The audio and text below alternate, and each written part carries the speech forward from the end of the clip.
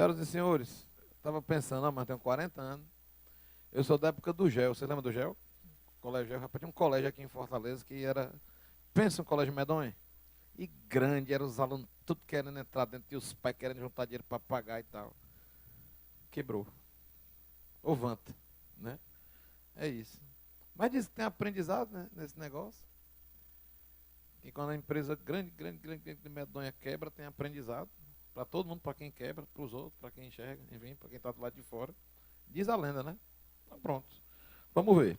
Bom, eu recebi aqui um briefing e a gente vai chamar já já um camarada chamado Francílio Dourado. Eu não entendi qual é o fracasso do homem, não, porque o homem é professor, coordenador, diretor, que o homem é consultor, invocado, já redesenhou a vida dele várias vezes. Eu não estou entendendo como é que tem fracasso nesse negócio, não, mas o pessoal diz que tem. Então, para conversar com a gente nos próximos 7 minutos e responder algumas perguntas, nós vamos receber com muitas palmas o homem, a lenda, Francílio Dourado.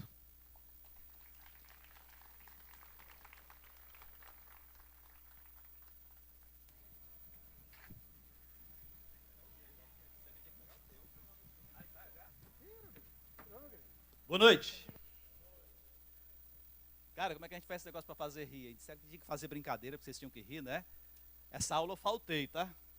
Gente, é o seguinte, a gente vai conversar um pouco aqui sobre uma história que para mim foi extremamente marcante.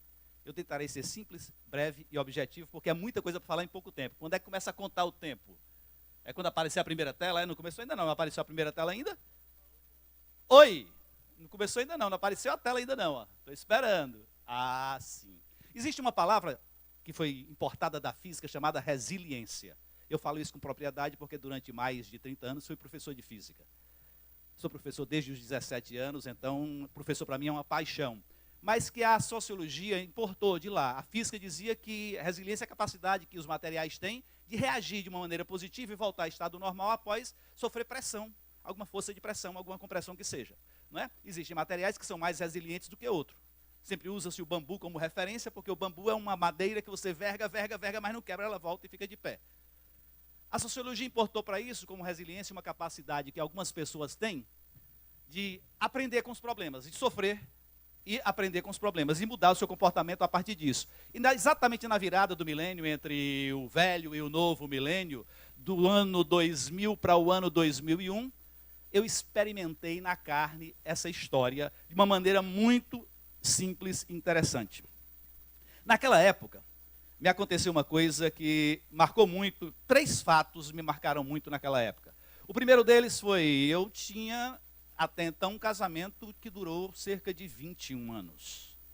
Eu tinha 2 filhos maravilhosos, lindos, espetaculares, um bom casamento, uma pessoa muito bacana do meu lado, a gente vivia legalmente, muito legal, uma maneira agradável, amigo, intelectualmente a gente convivia muito bem, 2 leitores vorazes, tarados por literatura, tínhamos uma biblioteca muito legal, mas acabou o casamento. Puf, parou e acabou. Mas não foi só isso que foi estranho, não. Mas, aliás, foi interessante a coisa como acabou, porque a gente sentou numa mesa de bar e disse, vamos nos separar?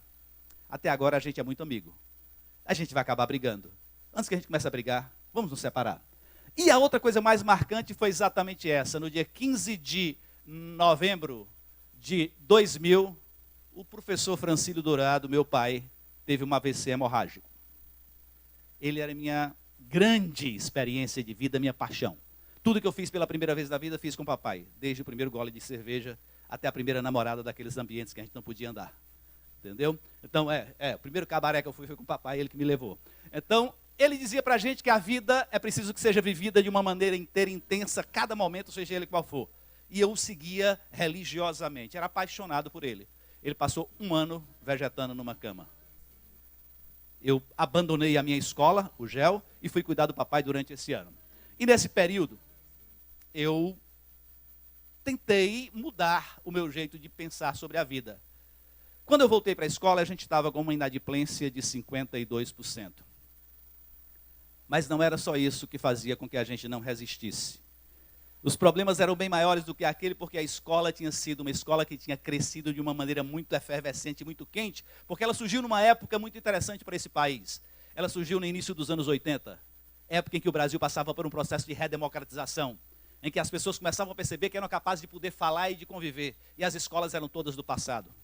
As escolas, as pessoas eram presas a nada, não podiam pensar, não podiam reagir, não podiam falar nada. E a gente surgiu como uma escola diferente, onde a educação e cidadania conviviam de uma maneira legal. Onde a gente podia discutir com o professor, questionar o professor. E tínhamos na sala de aula os maiores professores do Brasil. Mas também tínhamos os mais bem pagos do Brasil. Isso foi um preço também muito alto. A gente tinha uma relação com os alunos maravilhosa. Acontece que nessa relação com os alunos, que fazia com que a gente misturasse escola, educação, arte, ciência, vida de uma maneira muito alegre, a gente cresceu muito e cresceu muito rápido. A gente era inovador, a gente era inteligente, a gente era capaz, mas a gente era, acima de tudo, educador. Nenhum de nós era gestor. Éramos professores. Sabíamos dar aula e amávamos dar aula. Fazíamos a escola mais inovadora do planeta que você possa imaginar. Me lembro que na época o Bill Gates lançou um livro, A Estrada do Futuro, e lá descrevia uma escola, como é que seria a escola do futuro. O GEL era aquela escola do futuro. O GEL era aquela escola do futuro. Mas nós não tínhamos isso daqui. Nós não tínhamos gestão. Nós devíamos muito a INSS, FGTS, porque a gente pensava... Nós temos um gênio chamado Chico Sampaio, que foi o criador dessa história. Chico, grande gênio, que eu tenho uma deferência a ele, maravilhosa, um cara inteligentíssimo, mas que onde via uma porta dizia que cabia uma escola e montava uma escola. Mas não dizia que cabia uma escola, que precisa de um diretor financeiro, um diretor administrativo, que precisa disso. Não tratava como uma empresa deveria ser tratada. E foi esse o grande erro, porque nesse problema aí eu corri por lá, né? Não vai dar tempo. Aí eu sei que o fato é que a gente fechou. Perdi minha escola, perdi meu pai, perdi meu casamento, tinha que começar tudo de novo. Vou me redesenhar. Eu preciso aprender a fazer as coisas de modo que eu possa ensinar os outros a não fazer a besteira que eu fiz antes. E minha missão de vida foi redesenhada. A partir daquele momento, eu ia ser uma pessoa que iria cuidar das pessoas para que elas fossem mais produtivas e felizes. E passei a fazer tudo nesse título. Para isso, eu mesmo precisava cuidar de mim. Casei de novo, fui pai de novo. Esse é o Vinícius, meu filho, aquele que está lá atrás com o livro na mão, mostrando o livro dele, com 8 anos ele publicou e está ali para vender. Tá certo? Está ali atrás. Está dizendo que é para vender. R$30 que você vai comprar, está ali. Casei de novo, comecei toda uma vida nova a partir daquilo. Virei professor? Não. Virei consultor de empresas. Ok? Virei palestrante. Passei a dar palestra Brasil afora a respeito dos mais diferentes temas. Virei editor. Virei escritor. Tenho mais de 11 livros publicados. Esse está saindo agora. A biografia do Beto Studart, tenho 11 livros publicados já. Refiz a minha vida completamente. Hoje a minha empresa de consultoria na área de estratégia e marketing faz com que eu continue sendo professor, a minha grande paixão de vida. Mas agora, trabalhando para que as pessoas sejam mais produtivas e rentáveis. Sejam mais produtivas e felizes acima de tudo. Não é? Fazendo com que as pessoas possam trabalhar de uma maneira legal, bacana e organizada acima de tudo. O próximo palestrante aprendeu a fazer planejamento estratégico, ele vai dizer daqui a pouco, lá no negócio dele, lá no sindicato que ele dirigia com a gente. E fica a mensagem mais clara de tudo aquilo que a gente pode falar. Um poema chamado O Definitivo, do Drummond, encerra com essa frase: a dor é inevitável, o sofrimento é opcional. Que a gente aprenda a aprender com as dores e que a gente possa fazer da vida um novo momento a cada dia que nasce. Tá bom? Obrigado, cumpri meu horário. Francílio, fica aí mesmo no palco. Fica aí mesmo no palco que eu vou pegar aqui a pergunta do povo. Seguinte, macho, tu vai ter que inventar uma pergunta agora. Porque o povo tá tímido. Tá todo tímido, você quer até com medo de rir, né? Que ela tá rindo assim. Não sei o que. Aí tu vai inventar uma pergunta agora para ele responder. Aí se tu não inventar, o evento será um fracasso. Entendeu? Pergunte, filho. Pra que você quer pegar no microfone? Eu tô segurando, filho. Posso roubar o microfone? Desse sofrimento todo que você passou, assim, qual foi a maior lição no fracasso da empresa, no fechamento da empresa que você pode tirar, além de saber escolher bem os sócios? Né? Existe uma máxima nos negócios que se chama: pense grande, comece pequeno, cresça rápido. O preço de pensar grande é o mesmo preço de pensar pequeno, é melhor pensar grande, certo? Pense que você é capaz de crescer e se desenvolver e ir muito além daquilo que você foi até hoje. Agora lembre que é preciso dar um passo de cada vez. Por isso comece pequeno. E a cada passo você aumenta o tamanho do seu passo. Tá ok? Agora faça logo, se não vem outro e faz. E seu espaço desaparece. Então acho que o caminho é exatamente esse. Aprender a dar um passo de cada vez. A gente deu passos demais. A gente se tornou uma escola que existia. Começou no quintal do Chico Sampaio, na garagem do Chico Sampaio, a startup dos anos 80 ainda. Ó. E na garagem do Chico Sampaio, entendeu? Passando filme, daí, porque o Chaplin como referência, passando filmes de cinema de arte nos sábados à tarde. Ali foi o começo do GEL. Mas ele não podia ver um lugar que ele abria uma escola. E quando ele abria uma escola, ele abria uma escola deixando um passivo muito grande para trás. E a gente cresceu sem se organizar. Por isso, trate de planejar. Planejar é preciso. Planejar é imprescindível. Tá ok? Dê valor. Vamos aplaudir o cara aí, mano. Dá moral pro cara aí, mano. O cara veio de graça, aí a negada fica com essas coisas. De lascar. Tudo bom, moço? Enfim, arrocha nós aí. Boa noite. Nos momentos de fracasso, normalmente, a gente fica sozinho. É nessas horas que a gente descobre quem são os nossos amigos, quem torce pela gente, quem quer o nosso mal. Nesse momento onde você, né, meio que quebrou, você identificou seus amigos? Você pode falar, fala quem são. Meio que quebrou, não. Quebrei. Isso é verdade. Eles desaparecem. Eu morava num apartamento, uma cobertura duplex, piscina lá em cima, e eu tinha, do meu lado, sempre de quinta-feira em diante até domingo, a casa cheia de gente para tomar uma, beber uma, comer outra, aquele negócio todo. Assim que isso aconteceu, que desapareceu, todos sumiram. Inclusive, os professores. Quando eu fechei minha escola, os professores foram legais, não botaram na justiça nem nada não, foram bacanas comigo, mas sumiram do mapa, entendeu? Dos 60 e poucos funcionários que eu tinha na época daquela sede da Duque de Caxias ali, quando eu fechei, ali nos Capuchinhos, aquela sede ali eu tinha 62 funcionários, incluindo professores e colaboradores, só 5 botaram na justiça, graças a Deus eu consigo pagar, só 5 botaram. Mas os professores, que eram meus colegas de farra de final de semana direto, todos eles sumiram. Não apareceu mais nenhum, ficaram 2. 2 apenas continuaram como amigos. O Vinícius Chaves, ok? Professor de redação, uma figura muito bacana, continuamos amigos até hoje, hoje é construtor, não trabalha mais com educação, mas continua sendo uma figura legal. Então, foram pouca gente, o resto desaparece mesmo. É nessa hora que a gente precisa provar que a gente é resiliente ou não. É nessa hora que a gente precisa provar que a gente é capaz de dar a volta por cima. Tem uma música, sei lá, dessas coisas todas que estão passando, levanta, sacode a poeira, dá a volta por cima. Isso é característico nosso, nós cearenses somos muito fortes com relação a isso, né? A gente é capaz de dar a volta por cima. A gente está em todo lugar do mundo, tem cearense em todo lugar do mundo dando certo por aí afora. Então a gente tem que acreditar que é capaz de mudar. Agora, acima de tudo, precisa de uma coisa do seu lado, chamado família. Hoje eu digo, o maior presente que eu ganhei foi o Vinícius ter nascido. Eu tenho um filho de 33 anos, 34, aliás, fez ontem, 34, que mora no Rio de Janeiro, e uma de 33 que é jornalista, editora do Diário do Nordeste, do Zoeira, Gabriela Dourado. E o Rafael Dourado mora no Rio. E veio o Vinícius. E veio a minha esposa depois, minha atual esposa, que começamos tudo de novo juntos. Ela é minha sócia hoje na E2. A E2 é a minha empresa hoje, ok? A gente é sócio. E a gente se refez do nada. O próximo perguntador pode ficar em pé agora. É possível? Olha aí, rapaz, a bichona. Vai um microfone aí especial para você, filha.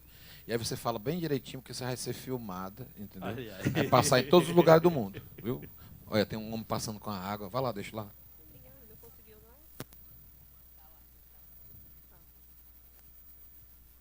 Boa noite. Boa noite. O mais importante, como foi o planejamento financeiro para você se recuperar? Boa pergunta, excelente pergunta. Eu confesso a você que não houve um planejamento financeiro para me recuperar. Eu confesso a você que houve uma mudança de comportamento. Tá certo? O que foi a mudança de comportamento? Eu precisava ter um novo foco. Outros colegas passaram a abrir outras escolas. Daí surgiu o Antares, o Enio era sócio majoritário, era o diretor financeiro do GEL. Daí surgiu o Master do Nazareno, tá ok? E outros estados onde existiam. Lá em Campina Grande surgiu o Motiva, lá em Recife surgiu o Motivo, surgiram várias outras escolas. Mas eu saí de tudo isso e comecei a voltar para o mundo acadêmico. Fui fazer uma pós-graduação, fui fazer um mestrado, entrar no doutorado, fui começar a mudar o meu foco. Passei a dar aula em algumas universidades. E quando eu comecei a fazer isso, eu percebi que havia um outro mercado surgindo para mim, porque as pessoas começaram a me procurar para fazer outras coisas. No passado, não está citado na história, eu tive uma agência de propaganda. Nos anos 80 até os anos 90, eu tive uma agência de propaganda em paralelo com a escola. Era eu, sócio da minha irmã. E eu voltei para essa história da comunicação, por conta mais de demandas que começaram a surgir. E como eu comecei a fazer isso, comecei a me organizar, entendeu? Comecei a fazer de maneira organizada as coisas que eu tinha que fazer, ou seja, cada passo que eu ia fazer agora eu planejava. Eu primeiro testei em mim o processo de planejamento estratégico, para depois poder aplicar nas empresas. Eu primeiro testei em mim o processo de coach executivo, para depois começar a trabalhar com coach executivo, que é outra faceta minha. Eu comecei a escrever histórias de minhas coisas, para depois começar a contar as histórias dos outros. Entendeu? Então comecei a testar em mim as coisas. E nesse testar em mim, eu acho que a gente, de certa forma, se organiza melhor, porque a gente sabe o que é que não deve mais fazer para não dar certo. O fato é que todos os impostos precisam ser pagos. E isso a gente passou a fazer. Entendeu? De imposto a gente não fica mais devendo para não ter problema. Porque se tiver problema de imposto, ele vai vir cobrado mais tarde e ele cresce com uma velocidade muito grande. Esse foi o grande gargalo da gente. O preço é muito alto. Eu fiquei encabulado agora, mano. Tu é doido, mano. Ó, tá chegando aí o negócio de uma cerveja aí, de um refrigerante. Não precisa se levantar para pegar não, negado. Entendeu? Deixa esgalamir o povo, viu? E é de graça, fica tranquilo. Entendeu? Isso. Obrigado. Não pode copo no chão. Tudo bem. Tá certo. Aqui do lado de esquerdo vai ter uma pessoa que vai fazer a pergunta. A gente gostaria que ficasse em pé, se possível. Essa moça. Boa noite. Boa noite. Você falou que um dos motivos de você ter quebrado foi que a sua qualificação não era a ideal para uma gerência de empresa. Uhum. E aí eu te pergunto, você foi atrás dessa qualificação ou hoje você passou a ter uma pessoa qualificada nesses seus novos empreendimentos? Não sei se você percebeu quando estava escrito a minha missão de vida aquela foto era da época. Tá certo? Não era de hoje. A minha missão de vida é o quê? Contribuir para que as pessoas sejam mais produtivas e felizes. Eu fui aprender a gerenciar no mundo acadêmico. E fui trazer aquela história do mundo acadêmico para o mundo real. Uma das primeiras coisas que eu tinha dentro da universidade era exatamente essa. Tem muita gente fazendo muita teoria. Eu quero transformar a teoria em prática. Eu nunca me esqueço de uma vez eu estava na Universidade da Bahia, Federal da Bahia, defendendo um artigo sobre modelos organizacionais para o terceiro setor, que virou um livro. E quando eu fui defender esse artigo, um doutor que estava lá chegou e disse: a universidade é para formar artistas. E o meu modelo era prático, pragmático. Pegar a teoria e colocar na prática. E eu disse, infelizmente não existe artista que consiga sobreviver sem palco. E o palco das ideias de gestão é a empresa. Então a gente precisa fazer com que a empresa aconteça. Por isso eu fui aprender a gerenciar no mundo acadêmico, passei a trabalhar isso nos meus processos de planejamento. A minha vida hoje é trabalhar com planejamento estratégico.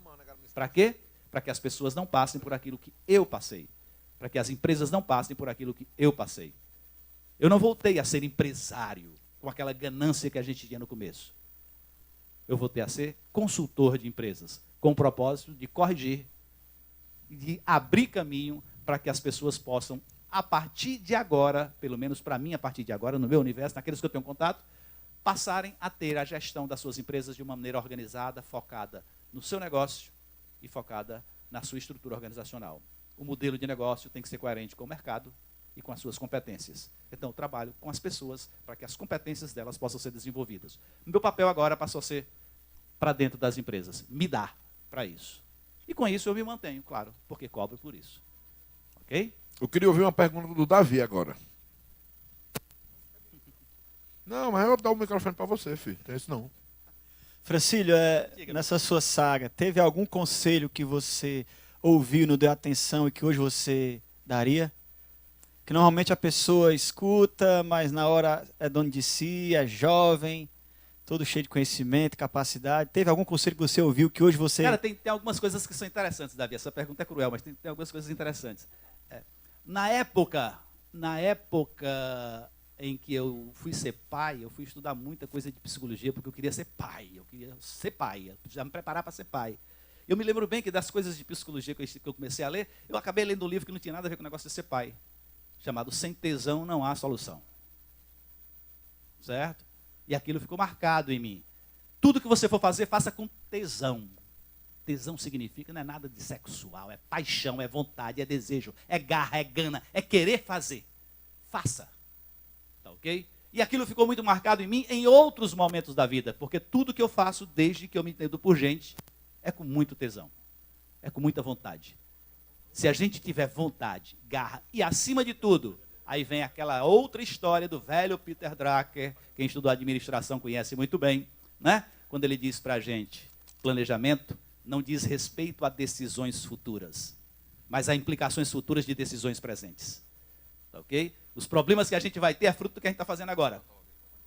O sucesso que a gente vai ter é fruto do que a gente está fazendo agora. Então faça bem feito. Faça com muito cuidado. Porque você vai pagar o preço amanhã. E é melhor que ele vai te pagar, você receba. Tá ok? E só vai receber se fizer bem feito, organizado, planejado, com muito critério. E acima de tudo, respeitando e valorizando as pessoas que estão do seu lado. Porque você não é nada sem elas. Você não existe sem as pessoas que estão do seu lado. Elas é que são o grande braço do seu negócio. Uma das coisas mais legais que eu vi nessa última biografia que eu acabei de escrever, que é a do Beto Estudo, o título da biografia é exatamente uma história de amor, de paixão pelo trabalho e de amor pelas pessoas. Era que quando ele me contava, e isso eu conversei muito com ele durante muito tempo, foram 3 anos de trabalho, era exatamente essa coisa. O que eu sou hoje é fruto das pessoas que estiveram do meu lado ao longo do meu caminho. Então a gente precisa muito de gente e de gente competente ao nosso lado. E quanto mais competente for, melhor. De preferência, muito mais competente do que você. Tá ok? São pessoas competentes que vão te levantar. São pessoas competentes que vão te levar à frente. Quanto menos você ficar no operacional, mais você vai conseguir produzir. Você, se quiser ser empresário, saia do operacional. Saia do braçal. Quem diz aquela história que quem engorda o gado é o olho do dono é quando você tem 10 cabeças. Mas se você tiver 100 cabeças, você não tem mais que estar olhando para todas elas. Entendeu? Você tem que ter alguém competente do seu lado para tocar o barco. Então, fundamentalmente, tenha gente competente do seu lado. Isso é essencial. Você levanta aí, mano. Tá bom aí, em pé? Tá aí, faz a pergunta. Boa noite. Eu estou inaugurando agora, em dezembro, provavelmente, uma petiscaria aqui por trás do BNB, aqui no Passaré. Eu gostaria de saber o preço da sua consultoria. Você garantiu, mano. Eu posso te garantir uma coisa. Sabe o que é? É muito mais barato do que o que você vai ganhar com a presença dela. Tá ok? Eu não trabalho por dinheiro. Dinheiro é consequência. Eu gosto de dinheiro.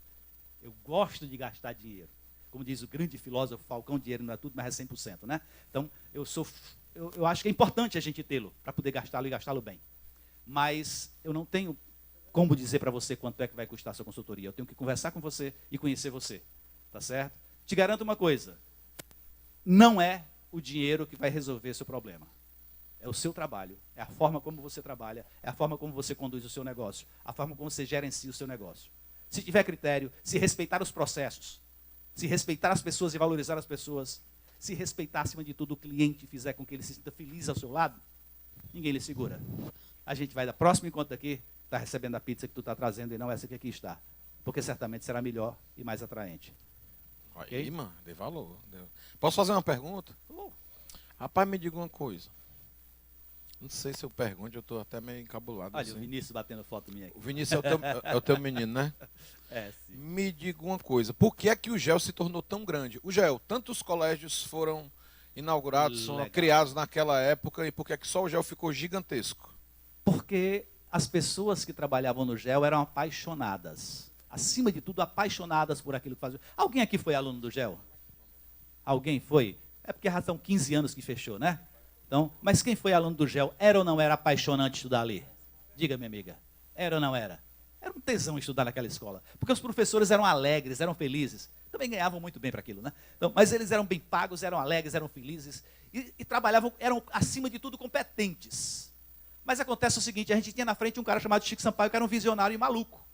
Ele andava em qualquer canto, ele olhava para um canto e dizia, aqui cabe uma escola, e ia lá e botava uma escola. Eu nunca me lembro que em 1993, setembro de 1993, o Chico Sampaio chegou para mim e disse, Dourado, o que era? Eu quero abrir uma sede em João Pessoa. Eu digo, legal, uma cidade bacana, 700 mil habitantes, uma cidade interessante, bonitinha, simpática, feito basicamente de funcionários públicos, todo mundo lá empregado do Estado, né? Mas uma cidade bacana, bonita, na beira da praia, legal. Tem a praia de Itambaba perto, né? Entendeu? Praia de nudismo que tem no Nordeste lá. Então, muito bacana, legal, bacana. Quem vai abrir é você. Eu disse, como? Eu quero que você vá abrir a sede de lá.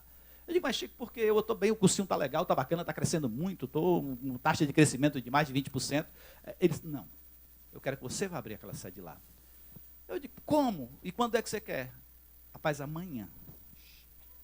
Isso era uma sexta-feira, portanto, num sábado. Amanhã. Chico, tu sabe que eu sou casado, não sabe? Sei. Porque eu tenho um filho, não sabe? Sei. Como é que tu quer correr embora para João Pessoa amanhã? Tu chega desse jeito. Não se preocupe não, se precisar de divórcio eu pago o advogado. Então ele era desse jeito.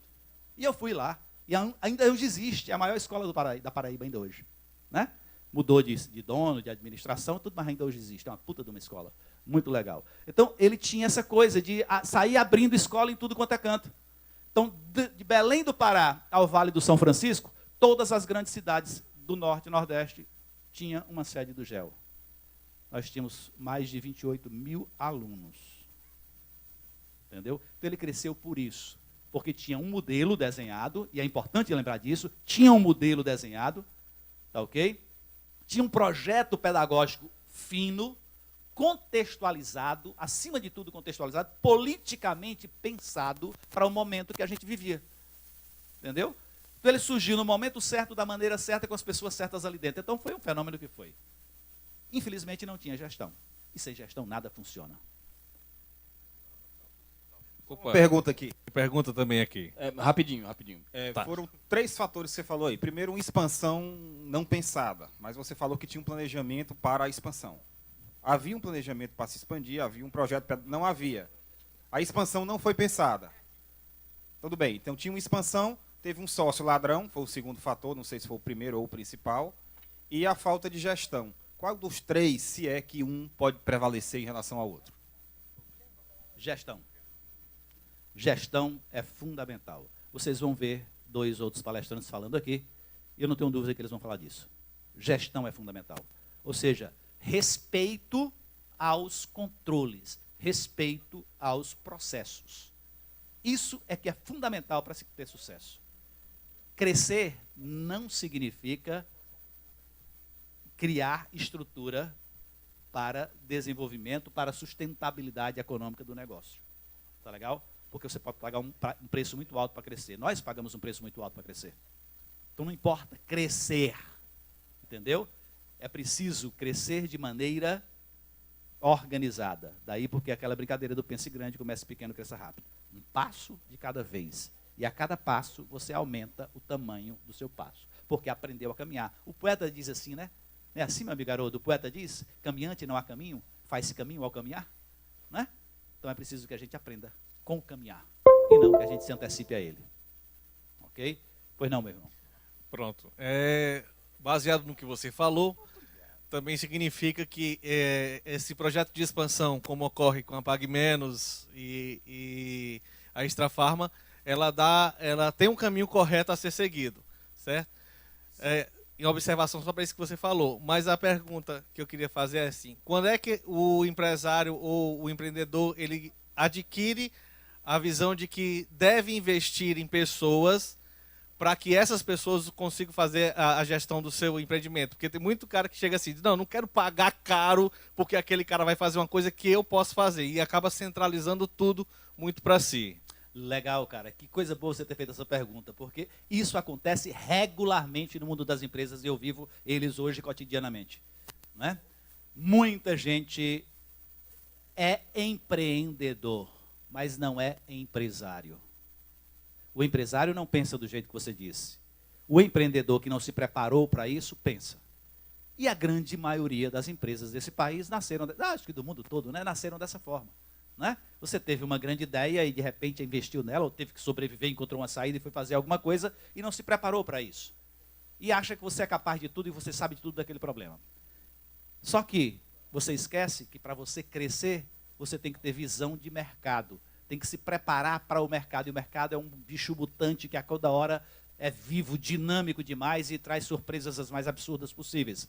Então é fundamental que você desperte para a necessidade de ter as pessoas certas nos lugares certos. Porque se você tiver as pessoas certas nos lugares certos, você vai ter liberdade para ter ideias, liberdade para pensar em outros negócios, liberdade para pensar em outras praças, para lançar novos produtos, porque você sozinho você não vai conseguir fazer isso. Quanto menos gente você tem ao seu lado, competente eu estou falando, menos você é capaz de crescer. Mas quando é que o empresário vai despertar? Não sei te dizer.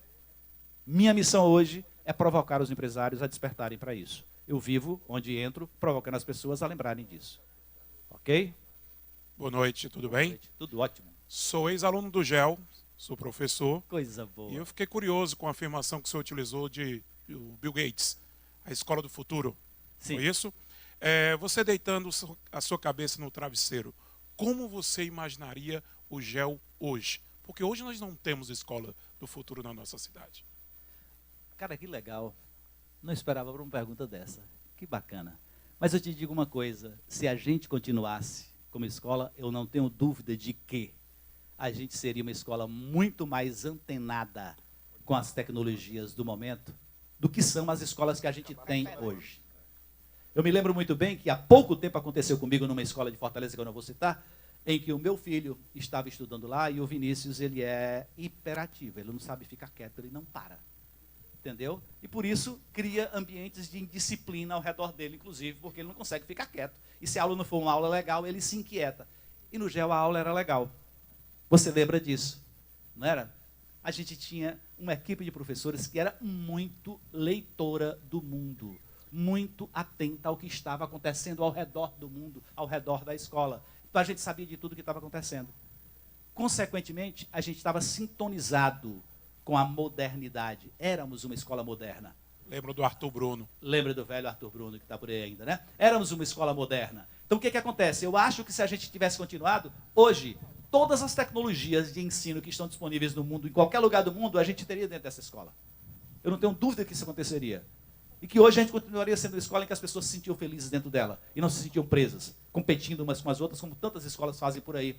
Criam um ambiente de competição entre os alunos. Nós criaríamos um ambiente de convivência, de cidadania acima de tudo. Porque isso é que é fundamental. A escola precisa estar integrada com a cidade em que ela vive, para que as pessoas sintam prazer de estar dentro dela e sintam prazer de sair, de ir para lá, inclusive, de manhã cedo. Que não é fácil levantar para ir para uma escola tão chata e tão sacal. E a gente não era uma escola chata e sacal, era uma escola alegre e uma escola feliz. Eu acho que a gente estaria muito antenado, a gente estaria muito à frente das escolas que estão hoje aqui em Fortaleza. Oi? Oi. Eu queria que você comentasse duas coisas. Em relação à escola, os valores que vocês pregavam lá, educação, cidadania, consciência crítica, se você leva isso para as suas consultorias. Não né? tenha dúvida disso. E a outra era um pouco sobre você. Como foi que você conseguiu vivenciar essa resiliência aí para superar esse desafio? O que foi que você fez? Como foi que você, enfim, conseguiu se transformar? Olha, existe uma coisa fundamental dentro da gente que se chama conhecimento. Entendeu? Eu sempre tive uma sede muito grande de conhecimento. Muito grande. E eu acho que isso nos fortalece. Quando a gente tem conhecimento, a gente tem argumentos para qualquer situação. E conhecimento não diz respeito a falar de apenas uma coisa, falar de um nada, falar de qualquer... Não. Quanto mais conhecimento você tiver sobre a vida, sobre o mundo, sobre as relações, você vai ter argumentos para reagir diante de situações o mais adversas possíveis. Entendeu? A minha resiliência foi forjada no aprendizado. Eu não tenho dúvida disso. Não foi nas pancadas que eu levei na vida, não. Foi, acima de tudo, no conhecimento, no aprendizado, no estudar, no ler. Eu sou um tarado por ler. E eu não falo de ler aquilo que diz respeito àquilo que tu faz, não. Lê de tudo. Do mais simples romance, ou do mais complexo romance, ao maior tratado que seja de literatura, ou seja da literatura técnica sobre o teu setor. Do teu setor, tu tem que saber tudo. Tudo. Eu me lembro bem, eu sou engenheiro, minha primeira formatura foi engenharia civil. E eu me lembro bem que uma vez eu abandonei as escolas e fui trabalhar como engenheiro. E cheguei dentro de uma empresa, fui dirigir uma empresa de concreto. O Banco do Nordeste, o prédio do Banco do Nordeste, quem concretou fui eu. Caixa Econômica, lá no centro da cidade, eu concretei aquilo ali tudinho. Eu, não. A empresa que eu trabalhava para ela, era gerente da Concreto Aizemix Limitada. E eu me lembro bem, coisa linda, minha mãe, tu está me mostrando. Tá bom, meu filho, no final eu atendo. Minha mãe tem 84 anos, mora sozinha, tem uma vida totalmente independente, trabalha todo dia, dirige o carro dela para todo canto. Entendeu? É uma mulher resiliente pra caramba. Então, acho que eu herdei um pouco disso, sabe? Ela com 50 anos teve um câncer e era dona de casa até então. Depois que ela se curou do câncer, ela começou a trabalhar. Virou a maior vendedora da Natura do Ceará. Foi premiada em tudo quanto é canto. Ainda hoje ela trabalha todo dia. Ela dirige uma fundação da gente, que é a Fundação Casa da Esperança. Ela é gerente administrativa. Fundação Casa da Esperança, que trata de pessoas com autismo. Que é presidida pela minha irmã, Fátima Dourado. Então, mas voltando para a tua pergunta, eu acho que é conhecimento acima de qualquer coisa. Temos que estudar tudo, temos que ler tudo. Eu falava daquele cara da engenharia. Quando eu estava lá, me lembro bem que um rapazinho chegou para mim, doutorzinho, eu vou lhe ensinar como é que funciona toda a estrutura disso aqui, porque eu só acredito que só sabe mandar quem sabe fazer. Então, tudo que você se meter, aprenda tudo sobre aquilo. Saiba fazer. Tá ok? Saiba tudo, mas não fique no operacional. Isso te dá corpo para reagir em qualquer situação. Acima de tudo, aprenda. Conheça tudo sobre o seu negócio. Entenda tudo sobre o seu negócio. Tá ok? Não sei se respondi para você, mas eu acho que é isso que eu entendo. Senhoras e senhores, uma salva de palmas para Francílio Dourado. Ok, acabou? Acabou, mano. Oh, Quer ficar aqui mas para sempre? Eu posso só deixar uma coisa de lembrança? Isso. Para mim? Olha, Pau. gente, Mas quer existe, pegar aí, menino? eu quero pinar aqui em tudo. Vamos lá.